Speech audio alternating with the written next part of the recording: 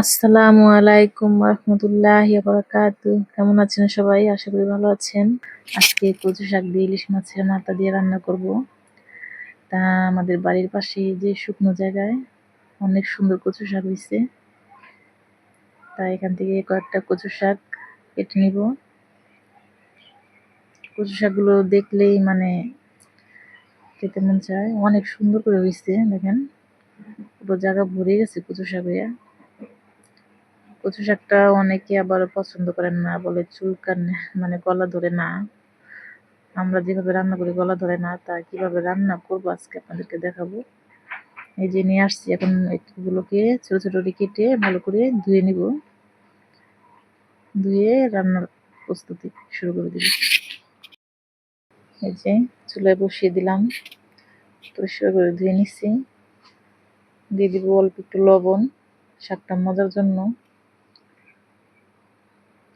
দিয়ে এখন জাল দিব। শাকগুলো গলে অল্প একটু হয়ে যাবে, দেখবেন কমে যাবে শাকটা সিদ্ধ হলে। আমি এরকম অল্প করে শাক দিয়ে সিদ্ধ করে নিচ্ছি। আর এখানে যে ইলিশ মাছের মাথা, যে পেঁয়াজ রসুন কুচি কাঁচামরিচ আর কয়েকটা রসুন আস্ত নিচ্ছি। তার কচু শাকটা সিদ্ধ হয়ে গেছে, এখন আমি একটা ডালায় ঢেলে নিব। সবগুলো রান্না করবো না, অল্প একটু রেখে দিব। তার একটা কড়াইতে পেঁয়াজ কুচি রসুন কুচি ভেজে নিব। ভাজা হয়ে গেছে, এখন দিয়ে দিব ইলিশ মাছের মাথা। মাথাও পেঁয়াজের সাথে একটু ভেজে নিব। ভাজা হয়ে গেলে এখন এর মাঝে এক একে মশলাগুলো দিয়ে দিব। ইলিশ মাছ রান্না করতে বেশি মশলা লাগে না, তা আমি ইলিশ মাছটা একটু ভেজে নিব পেঁয়াজের সাথে। এই পর্যায়ে কিন্তু সুন্দর একটা ঘ্রাণ বের হয়েছে ইলিশ মাছ ভাজার।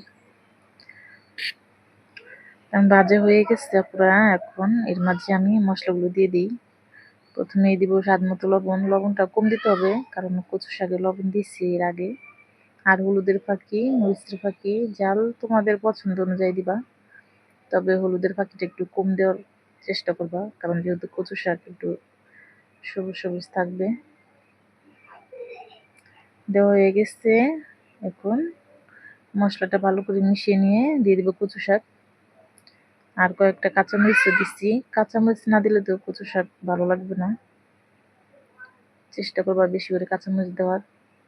এখন আমি ভালো করে কচু শাকটা ভেজে নিব, সবকিছু একসাথে মিশিয়ে। আরো আস্ত কয়েকটা রসুন রেখে দিছিলাম, এগুলো দিয়ে দিব।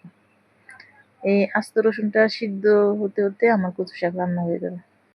কচু শাক রান্না করতে কিন্তু একটু ধৈর্যের ব্যাপার, কারণ এটা আস্তে ধীরে রান্না করতে হয়। এখন শুধু লাড়াচাড়া দিতে হবে, না হয় নিচ দিয়ে লেগে যাবে। তা পুরো তোমরা বাড়িতে এভাবে রান্না করে খেয়ে দেখবা। আর যদি ভিডিওটা ভালো লেগে থাকে অবশ্যই কমেন্টে জানাবা, আর আমার জন্য দোয়া করবা। তা আজকে এই পর্যন্তই, সবাই ভালো থাকবা। আল্লাহ।